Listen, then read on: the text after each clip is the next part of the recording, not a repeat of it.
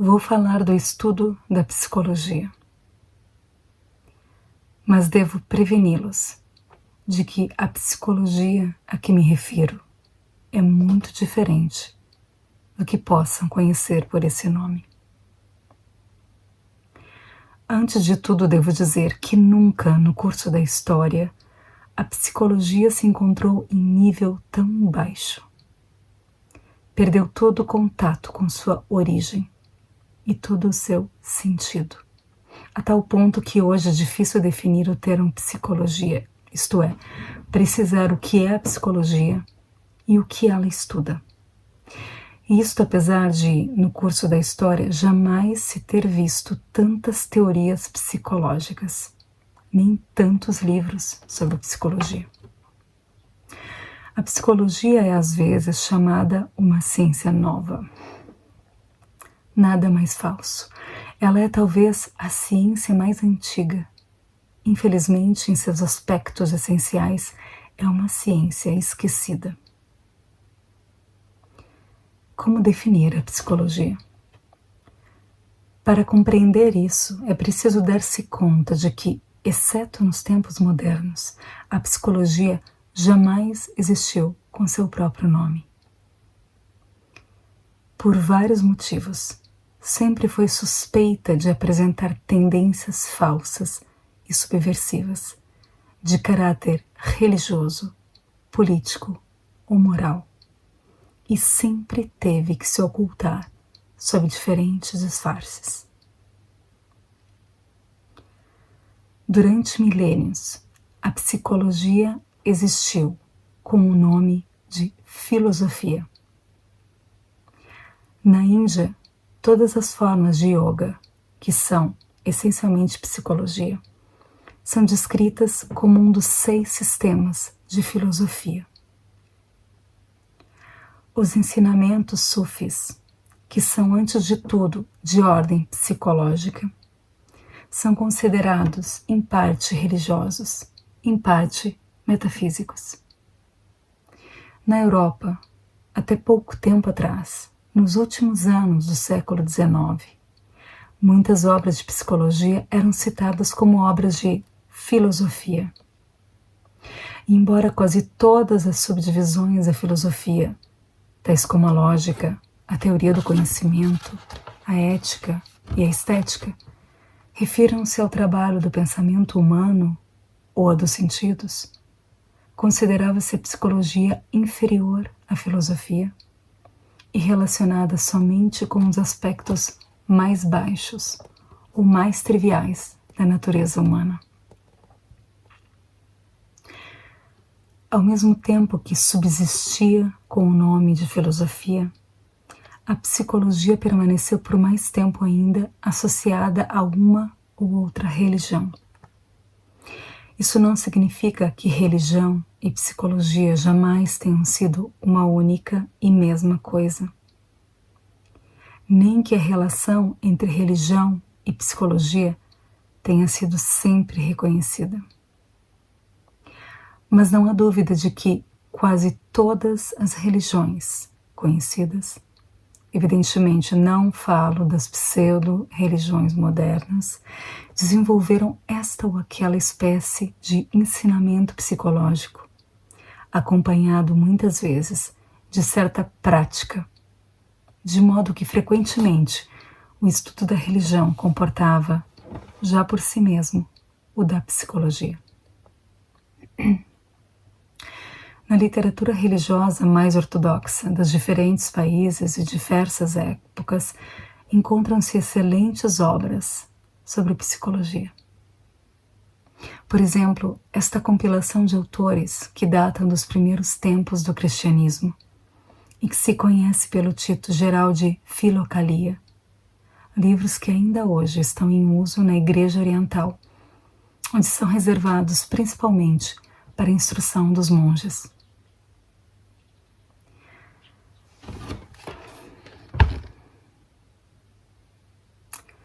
No tempo em que a psicologia estava ligada à filosofia e à religião, ela existia também sob a forma de arte. poesia, tragédia, escultura, dança, a própria arquitetura eram meios de transmissão de conhecimento psicológico. Certas catedrais góticas, por exemplo, eram essencialmente tratados de psicologia.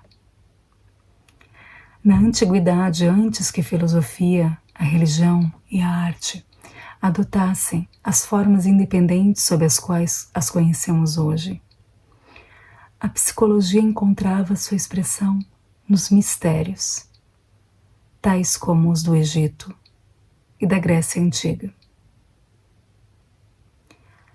Mais tarde, desaparecidos os mistérios, a psicologia sobreviveu a eles sob a forma de ensinamentos simbólicos, que ora se encontravam ligados à religião da época, ora não, tais como a astrologia, a alquimia, a magia e, entre os mais modernos, a maçonaria, o ocultismo e a teosofia. Aqui é indispensável observar que todos os sistemas e doutrinas psicológicos, tanto os que existiram ou existem abertamente, como aqueles que permaneceram ocultos ou disfarçados, podem dividir-se em duas categorias principais. Primeira, as doutrinas que estudam o homem tal como o encontram, ou tal como o supõem ou imaginam. A psicologia científica moderna, ou o que se conhece por esse nome, pertence a essa categoria. Segunda, as doutrinas que estudam o homem não do ponto de vista do que ele é, ou parece ser, mas do ponto de vista do que ele pode chegar a ser, ou seja, do ponto de vista de sua evolução possível. Estas últimas são, na realidade, as doutrinas originais, ou em todo caso, as mais antigas, e as únicas que podem fazer compreender a origem esquecida da psicologia e sua significação. Quando tivermos reconhecido como é importante no estudo do homem o ponto de vista de sua evolução possível, compreenderemos que a primeira resposta à pergunta "o que é psicologia?" deveria ser: psicologia é o estudo dos princípios, leis e fatos relativos à evolução possível do homem.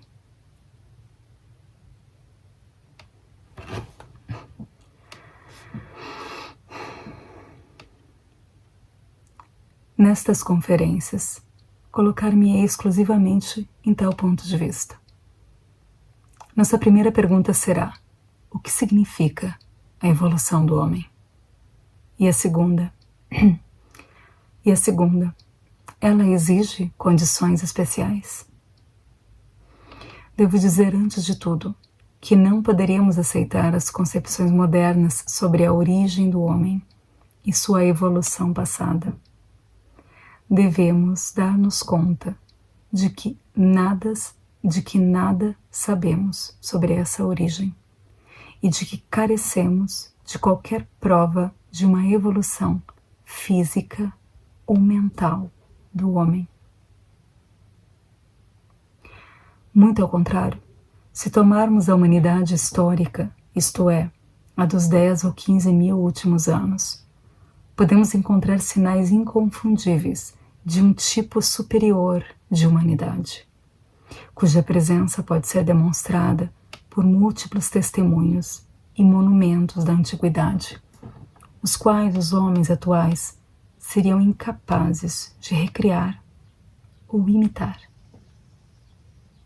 Quanto ao homem pré-histórico, ou essas criaturas de aspecto semelhante ao homem e todavia tão diferentes dele, cujos ossos se encontram às vezes em depósitos do período glacial ou pré-glacial, podemos aceitar a ideia muito plausível de que essas ossadas pertenciam a um ser bem distinto do homem, desaparecido há muito tempo. Ao negar a evolução passada do homem, devemos recusar-lhe toda possibilidade de uma evolução mecânica futura, isto é, de uma evolução que se operaria por si só, segundo as leis da hereditariedade e da seleção, sem esforços conscientes por parte do homem e sem que este tenha compreendido sequer a possibilidade de sua evolução. Nossa ideia fundamental é de que o homem, tal como conhecemos, não é um ser acabado. A natureza o desenvolve até certo ponto e logo o abandona, deixando-o prosseguir em seu desenvolvimento por seus próprios esforços e sua própria iniciativa, ou viver e morrer tal como nasceu, ou ainda degenerar e perder a capacidade de desenvolvimento. No primeiro caso, a evolução do homem significará o desenvolvimento de certas qualidades e características interiores, que habitualmente permanecem embrionárias e que não podem se desenvolver por si mesmas. A experiência e a observação mostram que esse desenvolvimento só é possível em condições bem definidas, que exige esforços especiais por parte do próprio homem e uma ajuda suficiente por parte daqueles que antes dele empreenderam um trabalho da mesma ordem e chegaram a um certo grau de desenvolvimento, ou pelo menos a um certo conhecimento de métodos.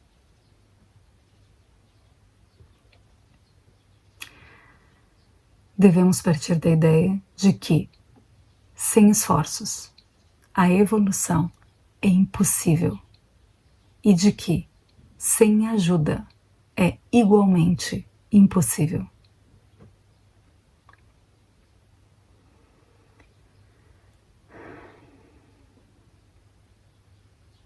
Depois disso, devemos compreender que no caminho do desenvolvimento, o homem deve tornar-se um ser diferente.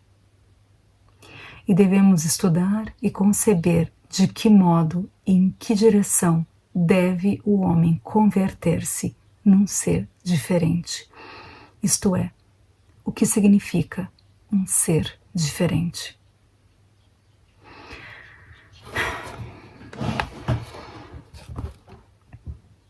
Depois, devemos compreender que nem todos os homens podem desenvolver-se e tornar-se seres diferentes. A evolução é questão de esforços pessoais e, em relação à massa da humanidade, continua a ser exceção rara. Isso talvez possa parecer estranho, mas devemos dar-nos conta não só de que a evolução é rara, mas também que se torna cada vez mais rara.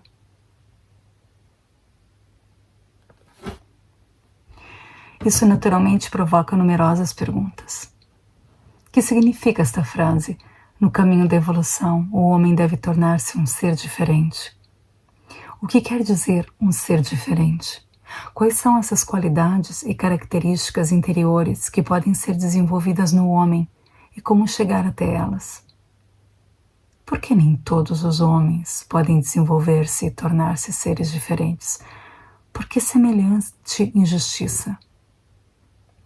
Tentarei responder essas perguntas, começando pela última. Por que nem todos os homens podem desenvolver-se e tornarem-se seres diferentes? A resposta é muito simples. porque não o desejam. Porque nada sabem a respeito, e ainda se lhes diga, não compreenderão antes de uma longa preparação. A ideia essencial é que para tornar-se um ser diferente, o homem deve desejá-lo intensamente e por muito tempo. Um desejo passageiro ou vago, nascido de uma insatisfação no que diz respeito às condições exteriores, não criará um impulso suficiente. A evolução do homem depende de sua compreensão do que pode adquirir e do que deve dar para isso. Se o homem não o desejar, ou não o desejar com bastante intensidade, e não fizer os esforços necessários, jamais se desenvolverá. Não há, pois, injustiça alguma nisso. Por que haveria de ter o homem o que não deseja? Se o homem fosse forçado a tornar-se um ser diferente, quando está satisfeito com o que é, aí sim haveria injustiça.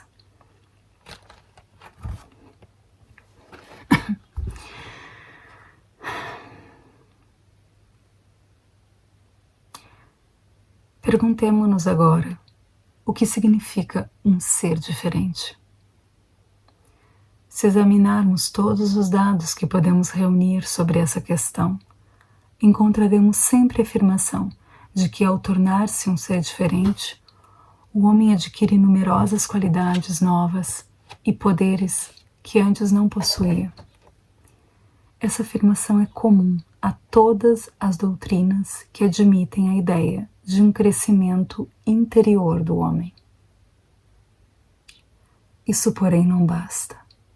As descrições, ainda que as mais detalhadas desses novos poderes, não nos ajudarão de modo algum a compreender como aparecem, nem de onde vêm.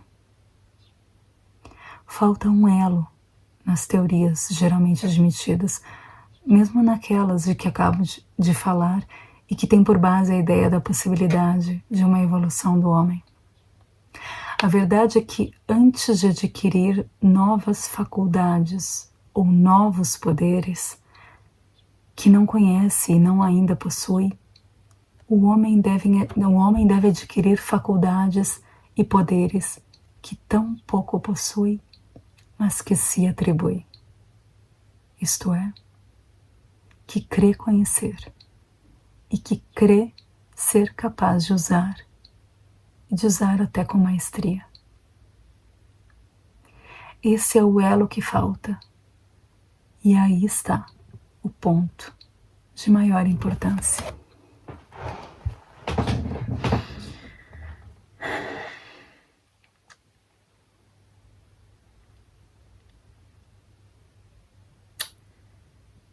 Vou repetir. A verdade é que, antes de adquirir novas faculdades ou novos poderes que não conhece e ainda não possui, o homem deve adquirir faculdades e poderes que tão pouco possui, mas que se atribui, isto é, que crê conhecer e crê ser capaz de usar, e de usar até com maestria. Esse é o elo que falta. E aí está o ponto de maior importância. No caminho da evolução, definido como um caminho baseado no esforço e na ajuda, o homem deve adquirir qualidades que creja possuir, mas sobre as quais se ilude. Para compreender isso melhor, para saber que faculdades novas, que poderes insuspeitados pode o homem adquirir e quais são aqueles que imagina possuir, devemos partir da ideia geral que o homem tem de si mesmo. E encontramo-nos de imediato ante um fato importante. O homem não se conhece. Não conhece nem os próprios limites, nem suas possibilidades. Não conhece sequer Até que ponto? Não se conhece. O homem inventou numerosas máquinas e sabe que às vezes são necessários anos de sérios estudos para poder servir-se de uma máquina complicada ou para controlá-la. Mas quando se trata de si mesmo, ele esquece esse fato, ainda que ele próprio seja uma máquina muito mais complicada do que todas aquelas que inventou. Está cheio de ideias falsas sobre si mesmo. Antes de tudo, não se dá conta de que ele é realmente uma máquina. O que quer dizer o homem é uma máquina? Quer dizer que não tem movimentos independentes, seja interior, seja exteriormente. É uma máquina posta em movimento por influências exteriores e choques exteriores. Todos os seus movimentos, ações, palavras, ideias, emoções, humores e pensamentos são provocados por influências exteriores. Por si mesmo, é tão somente um autômato, com certa provisão de lembranças de experiências anteriores e certo potencial de energia em reserva. Devemos compreender que o homem não pode fazer nada.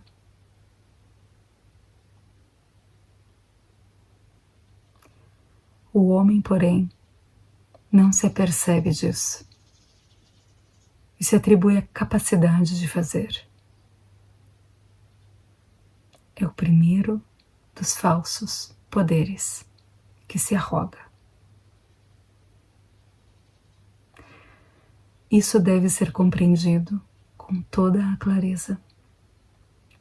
O homem não pode fazer nada. Tudo o que crê fazer, na realidade, acontece. Isso acontece exatamente como chove, neva ou venta. Infelizmente, não há em nosso idioma verbos impessoais que possam ser aplicados aos atos humanos. Devemos, pois, continuar a dizer que o homem pensa, lê, escreve, ama, detesta, empreende guerras, combate, etc. etc. Na realidade, tudo isso acontece. O homem não pode pensar, falar, nem mover-se como quer. É uma marionete puxada para cá e para lá por fios invisíveis. Se compreender isso, poderá aprender mais coisas sobre si mesmo. E talvez então, tudo comece a mudar para ele. Mas se não puder admitir nem compreender sua profunda mecanicidade, ou não quiser aceitá-la como um fato, não poderá aprender mais nada. E as coisas não poderão mudar para ele.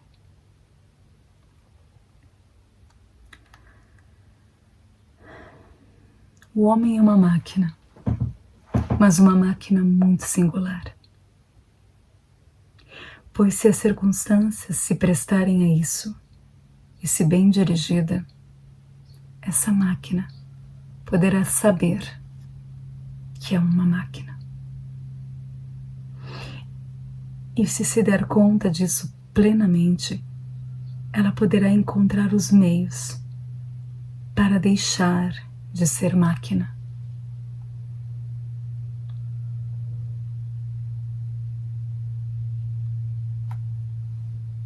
De novo, o homem é uma máquina, mas uma máquina muito singular.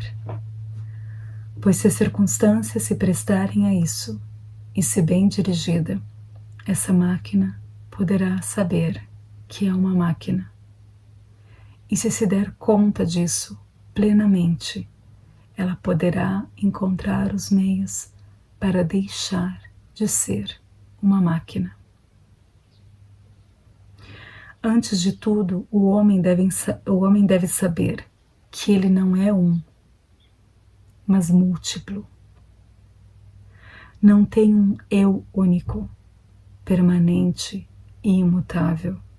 Muda continuamente. No momento é uma pessoa, no momento seguinte outra, pouco depois uma terceira e sempre assim, quase indefinidamente. O que cria no homem a ilusão da própria unidade ou da própria integralidade é, por um lado, a sensação que ele tem de seu corpo físico, por outro, seu nome, que em geral não muda, e por último, certo número de hábitos mecânicos implantados nele pela educação ou adquiridos pela imitação. Tendo sempre as mesmas sensações físicas, ouvindo sempre ser chamado pelo mesmo nome, e encontrando em si hábitos e inclinações que sempre conheceu, imagina permanecer o mesmo. Na realidade, não existe unidade no homem. Não existe um centro único de comando, nem um eu ou ego permanente. Eis aqui um esquema geral do homem.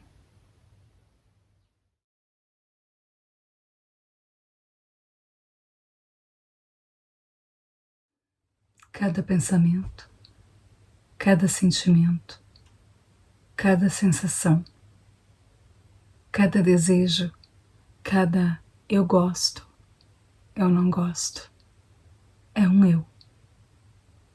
Esses eus não estão ligados entre si, nem coordenados de modo algum. Cada um deles depende das mudanças de circunstâncias exteriores e das mudanças de impressões.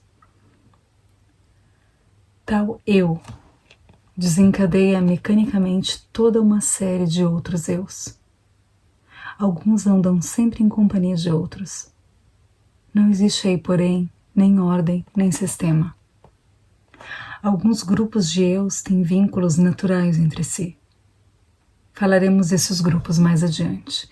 Por enquanto, devemos tratar de compreender que as ligações de certos grupos de eus constituem-se unicamente de associações acidentais, recordações fortuitas ou semelhanças completamente imaginárias.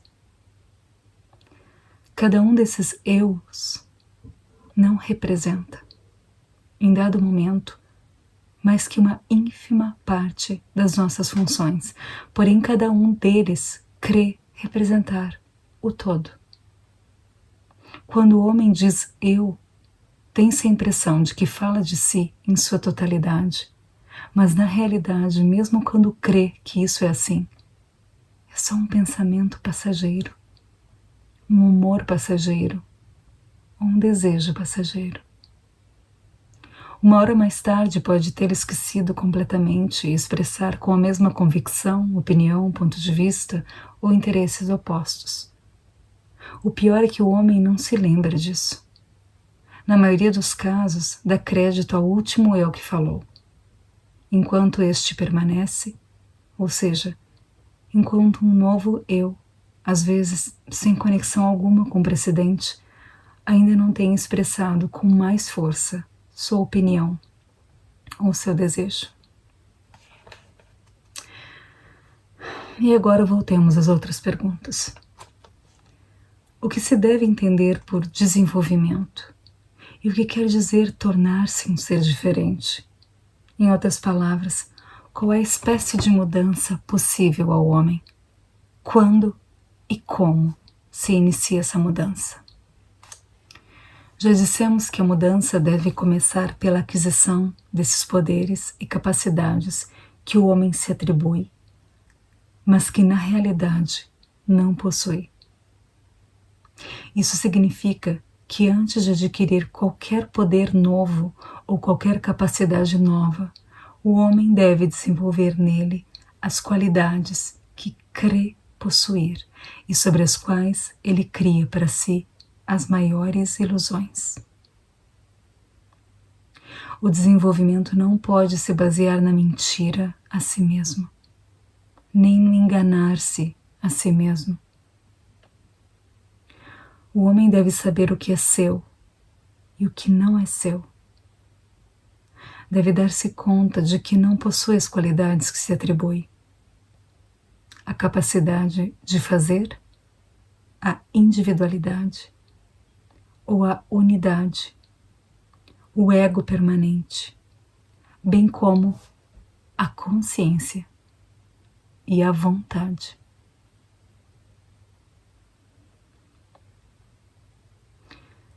E é necessário que o homem saiba disso, pois enquanto imaginar possuir essas qualidades, não fará os esforços necessários para adquiri-las. Da mesma maneira que um homem não comprará objetos preciosos, nem estará disposto a pagar um preço elevado por eles, se acreditar que já os possui. A mais importante e a mais enganosa dessas qualidades é a consciência. E a mudança no homem começa por uma mudança em sua maneira de compreender a significação da consciência e continua com a aquisição gradual de um domínio da consciência. O que é a consciência? Na linguagem comum, a consciência, a palavra consciência, é quase sempre empregada como equivalente da palavra inteligência, no sentido de atividade mental. Na realidade, a consciência no homem é uma espécie muito particular de tomada de conhecimento interior, independente da sua atividade mental. É, antes de tudo, uma tomada de conhecimento de si mesmo, conhecimento de quem ele é, de onde está, e a seguir, conhecimento do que sabe, do que não sabe, e assim por diante. Só a própria pessoa é capaz de saber se está consciente ou não em dado momento. Certa corrente de pensamento da psicologia europeia provou, aliás, há muito tempo, que só o próprio homem pode conhecer certas coisas sobre si mesmo. Só o próprio homem, pois, é capaz de saber se a sua consciência existe ou não em dado momento. Assim, a presença e a ausência de consciência no homem não pode ser provada pela observação de seus atos exteriores. Como acabo de dizer, esse fato foi estabelecido há muito, mas nunca se compreendeu realmente sua importância, porque essa ideia sempre esteve ligada a uma compreensão da consciência como atividade ou processo mental. O homem pode dar-se conta por um instante de que antes desse mesmo instante não estava consciente. Depois esquecerá essa experiência e, ainda que a recorde, isso não será a consciência, será apenas a lembrança de uma forte experiência. Novamente, o homem pode dar-se conta por um instante de que antes desse mesmo instante não estava consciente. Depois, esquecerá essa experiência. E ainda que a recorde, isso não será a consciência, será apenas a lembrança de uma forte experiência.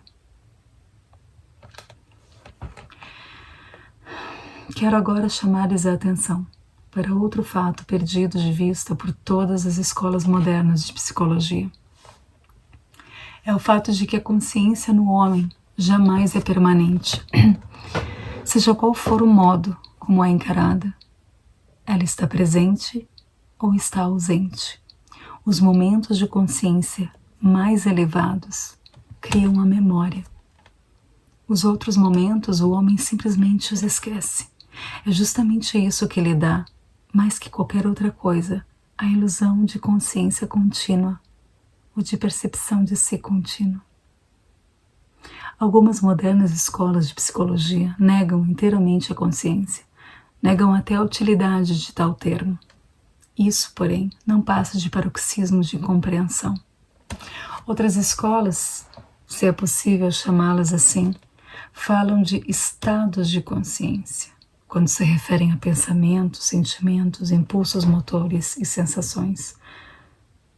Tudo isso tem como base o erro fundamental de se confundir consciência com funções psíquicas.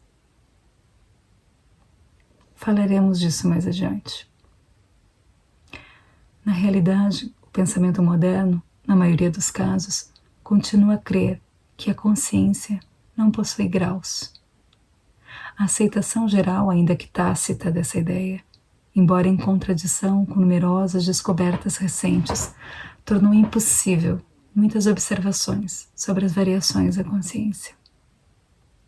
O fato é que a consciência tem graus bem visíveis e observáveis, em todo caso, visíveis e observáveis por cada um em si mesmo. Primeiro, há o critério de duração. Quanto tempo se permaneceu consciente? Segundo, o da frequência. Quantas vezes se tornou consciente? Terceiro, o da amplitude e da penetração. Do que se estava consciente? Pois isso pode variar muito com o crescimento interior do homem.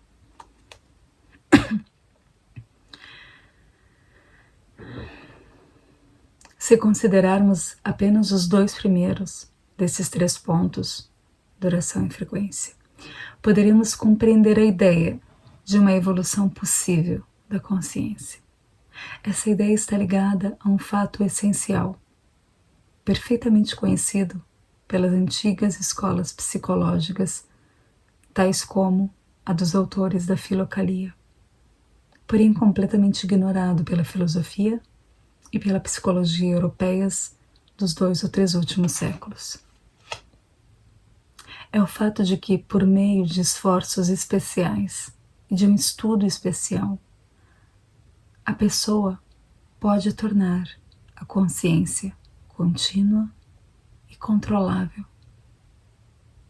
Tentarei explicar como a consciência pode ser estudada.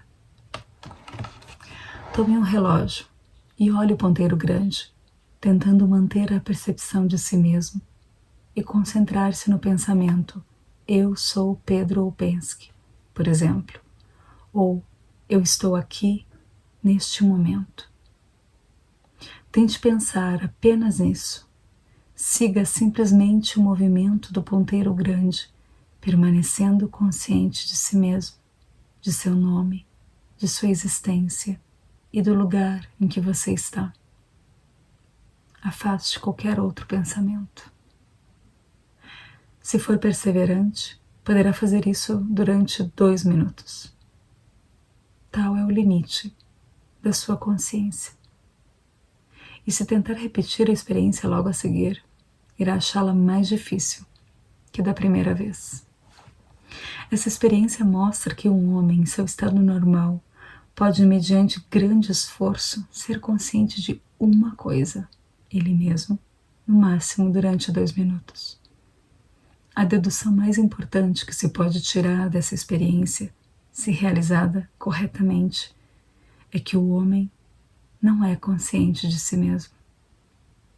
Sua ilusão de ser consciente de si mesmo é criada pela memória e pelos processos do pensamento.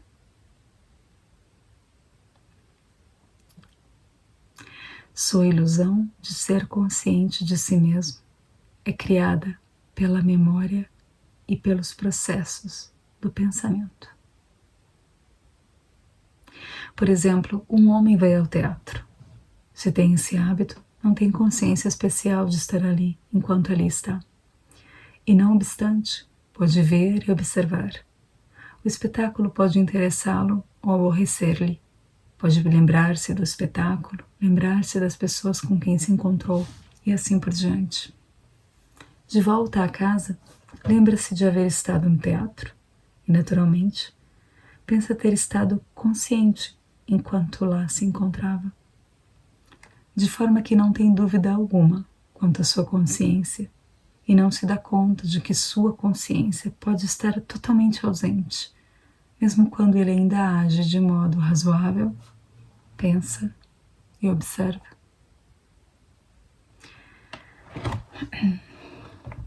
De maneira geral, o homem pode conhecer 4 estados de consciência, que são o sono, o estado de vigília, a consciência de si e a consciência objetiva.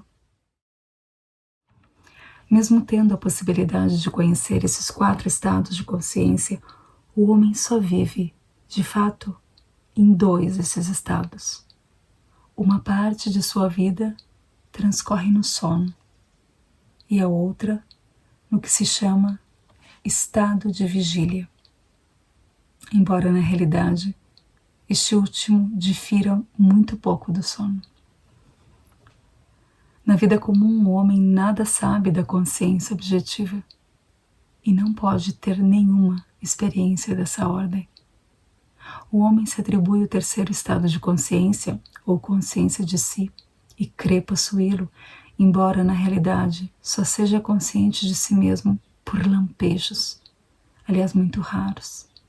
E mesmo nesses momentos é pouco provável que reconheça esse estado, dado que ignora o que implicaria o fato de realmente possuí-lo.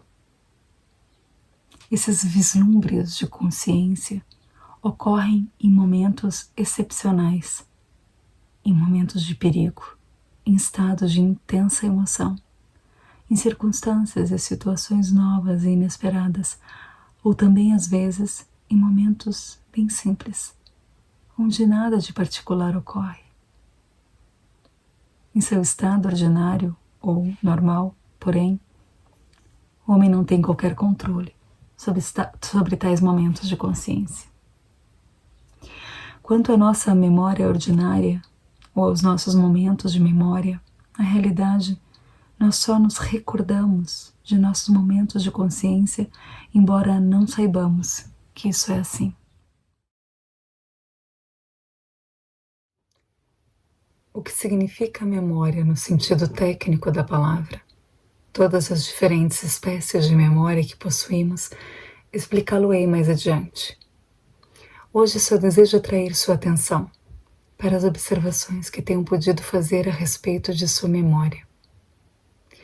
Notarão que não se recordam das coisas sempre da mesma maneira. Algumas coisas são recordadas de forma muito viva, outras permanecem vagas e existem aquelas de que não se recordam em absoluto. Sabem apenas que aconteceram. Ficarão muito surpresos quando constatarem como se recordam de pouca coisa. É assim porque só se recordam dos momentos em que estiveram conscientes.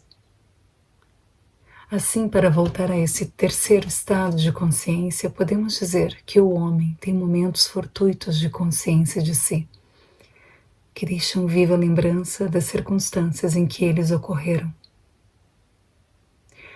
O homem, entretanto, não tem nenhum poder sobre tais momentos. Aparecem e desaparecem por si mesmos, sob a ação de condições exteriores, de associações acidentais ou de lembranças de emoções. Surge esta pergunta: é possível adquirir o domínio desses momentos fugazes de consciência, evocá-los mais frequentemente, mantê-los por mais tempo ou até torná-los permanentes? Em outros termos, é possível tornar-se consciente? Esse é o ponto essencial, e é preciso compreender, desde o início do nosso estudo, que esse ponto escapou completamente, até em teoria, a todas as escolas modernas de psicologia, sem exceção. De fato, por meio de métodos adequados e esforços apropriados, o homem pode adquirir o controle da consciência, pode tornar-se consciente de si mesmo, com tudo o que isso implica. Entretanto, o que isso implica, não podemos sequer imaginá-lo em nosso estado atual. Só depois de bem compreendido esse ponto é possível empreender um estudo sério da psicologia. Esse estudo deve começar pelo exame dos obstáculos à consciência em nós mesmos, porquanto a consciência só pode começar a crescer quando pelo menos alguns desses obstáculos forem afastados. Nas conferências seguintes falarei desses obstáculos. O maior deles é nossa ignorância de nós mesmos e nossa convicção ilusória de nos conhecermos, pelo menos até certo ponto, e de poder nos contar conosco mesmo, quando na realidade não conhecemos em absoluto e de modo algum podemos contar conosco, nem sequer nas menores coisas.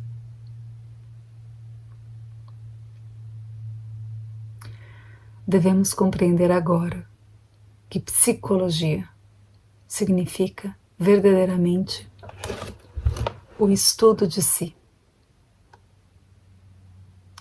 Esta é a segunda definição de psicologia.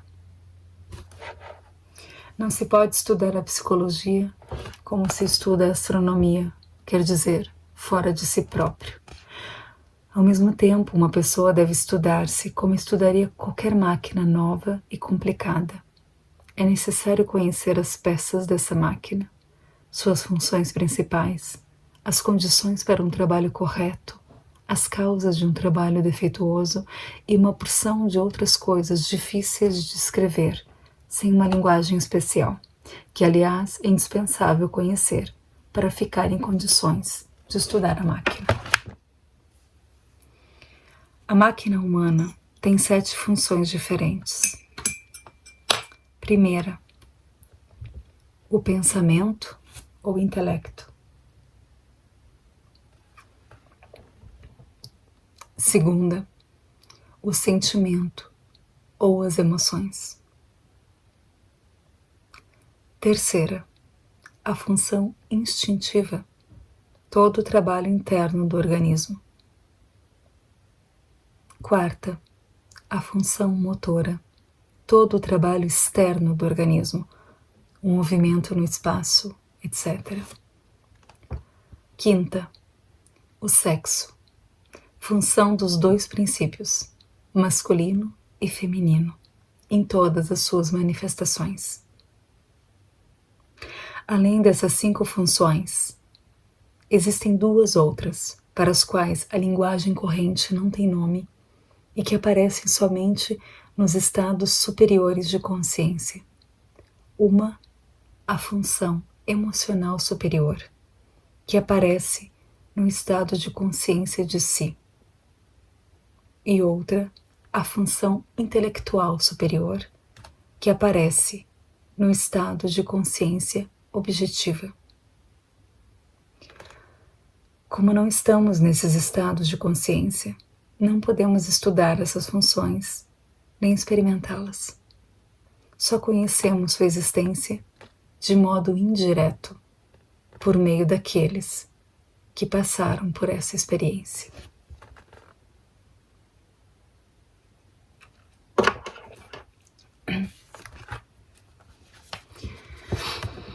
Na antiga literatura religiosa e filosófica de diferentes povos, encontram-se múltiplas alusões aos estados superiores de consciência e às funções superiores de consciência.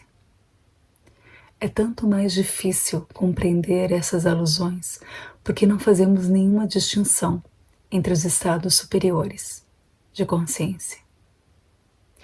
O que chamamos samadhi, estado de êxtase, iluminação ou, em obras mais recentes, consciência cósmica, pode referir-se ora a um, ora a outro, às vezes à experiência de consciência de si, às vezes a experiências de consciência objetiva.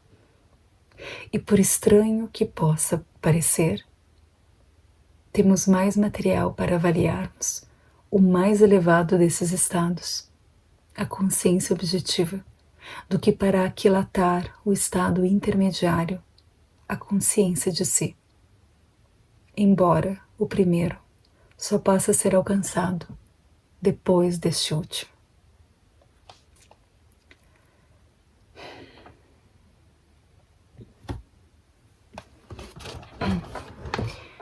Deve o estudo de si começar pelo estudo das 4 primeiras funções: intelectual, emocional, instintiva e motora. A função sexual só pode ser estudada muito mais tarde, depois de essas 4 funções terem sido suficientemente compreendidas. Ao contrário do que afirmam certas teorias modernas, a função sexual vem realmente depois das outras. Quer dizer, aparece mais tarde na vida, quando as 4 primeiras funções já se tiverem manifestado plenamente. Está condicionada por elas. Por conseguinte, o estudo da função sexual será útil apenas quando as 4 primeiras funções forem conhecidas em todas as suas manifestações. Ao mesmo tempo, é preciso compreender bem que qualquer irregularidade ou anomalia séria na função sexual torna impossível o desenvolvimento de si e até o estudo de si. Novamente, é preciso compreender bem que qualquer irregularidade ou anomalia séria na função sexual torna impossível o desenvolvimento de si e até o estudo de si. Tratemos agora de compreender as 4 primeiras funções. O que entendo por função intelectual ou função do pensamento, suponho que seja claro para vocês. Nela estão compreendidos todos os processos mentais: percepção de impressões, formação de representações e conceitos, raciocínio, comparação, afirmação, negação, formação das palavras, linguagem, imaginação e assim por diante. A segunda função é o sentimento ou as emoções: alegria, tristeza, medo, surpresa, etc. Ainda que estejam seguros de bem compreender como e em que as emoções diferem dos pensamentos, aconselhá-los-ia a rever todas as suas ideias a esse respeito. Confundimos pensamentos e sentimentos em nossas maneiras habituais de ver e de falar. Entretanto, para começar a estudar-se a si mesmo, é necessário estabelecer claramente a diferença entre eles.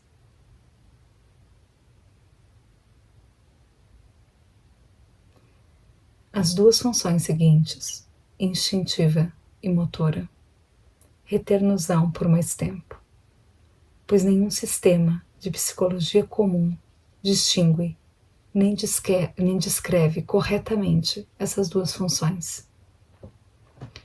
As palavras instinto e instintivo são empregadas geralmente num sentido errôneo e frequentemente sem sentido algum. Em particular, atribui-se ao instinto manifestações exteriores que são, na realidade, de ordem motora e, às vezes, emocional. A função instintiva no homem compreende 4 espécies de funções.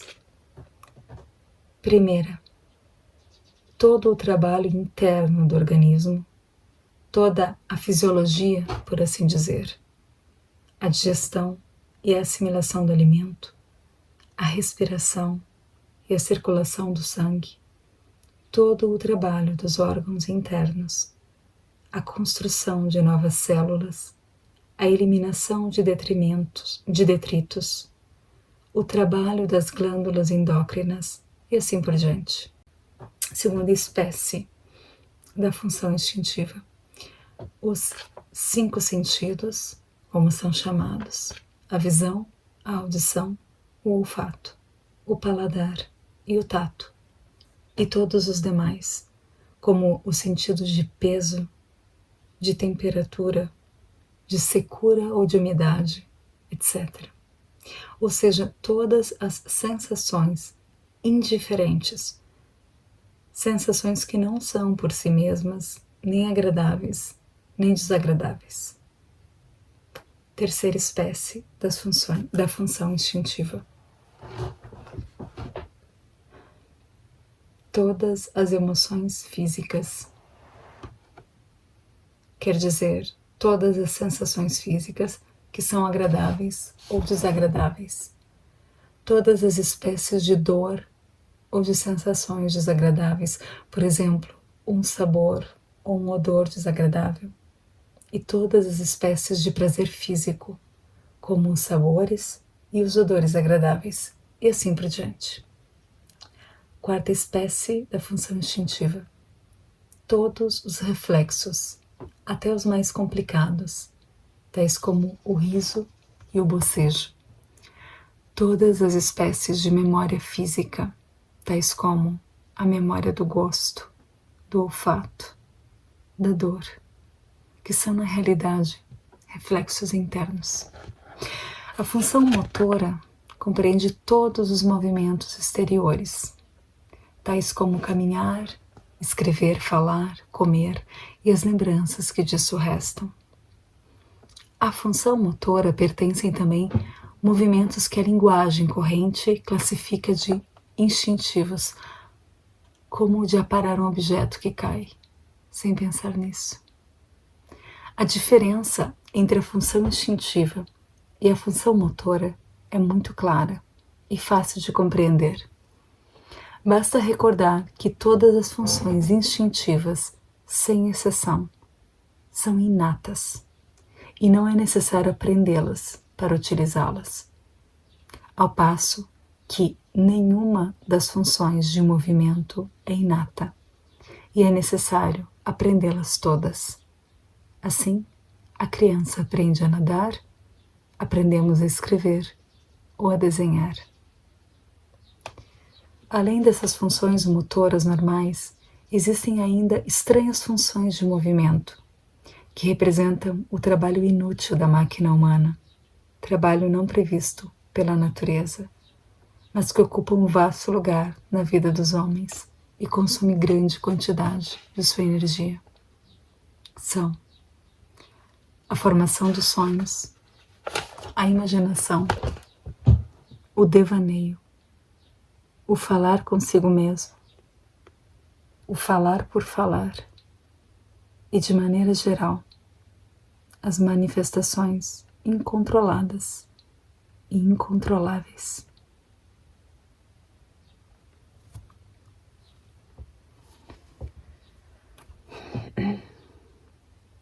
As 4 funções: intelectual, emocional, instintiva e motora devem, antes de tudo, ser compreendidas em todas as suas manifestações. Depois, é preciso observá-las em si mesmo. Essa observação de si, que deve ser feita a partir de dados corretos, com prévia compreensão dos estados de consciência e das diferentes funções, constitui a base do estudo de si.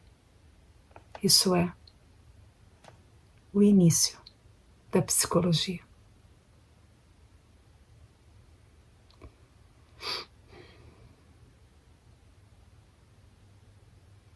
É muito importante recordar que, enquanto observamos as diferentes funções, cumpre observar, ao mesmo tempo, sua relação com os diferentes estados de consciência. Tomemos os 3 estados de consciência: sono, estado de vigília, lampejos de consciência de si. E as 4 funções: pensamento, sentimento, instinto e movimento. Essas 4 funções podem manifestar-se no sono, mas suas manifestações são então desconexas e destituídas de qualquer fundamento. Não podem ser utilizadas de maneira alguma. Funcionam automaticamente. No estado de consciência de vigília ou de consciência relativa, elas podem até certo ponto servir para nossa orientação. Seus resultados podem ser comparados, verificados, retificados e, embora possam criar numerosas ilusões, só contamos, no entanto, com elas em nosso estado ordinário e devemos usá-las na medida em que podemos. Se conhecêssemos a quantidade de observações falsas, de falsas teorias, de falsas deduções e conclusões feitas nesse estado, cessaríamos completamente de crer em nós mesmos.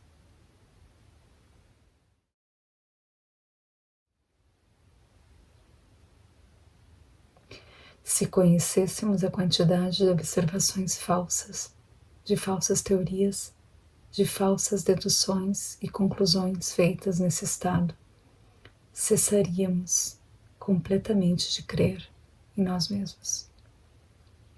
Entretanto, os homens não se dão conta de quanto as suas observações e teorias podem ser enganadoras e continuam a crer nelas.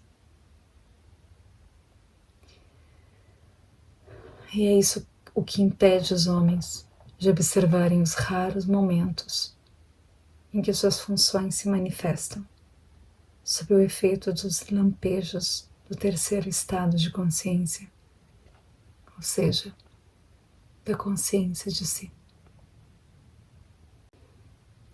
Tudo isso significa que cada uma das 4 funções pode manifestar-se em cada um dos 3 estados de consciência.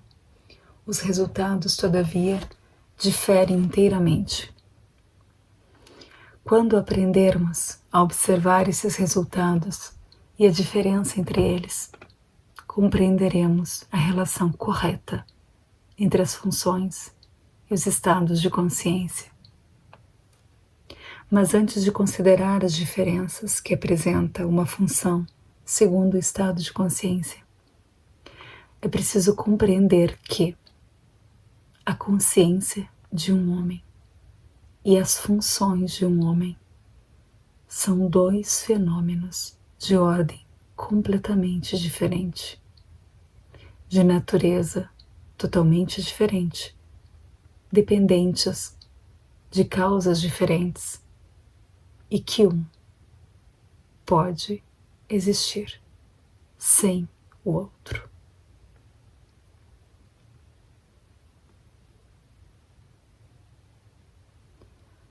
As funções podem existir sem a consciência, e a consciência pode existir sem as funções.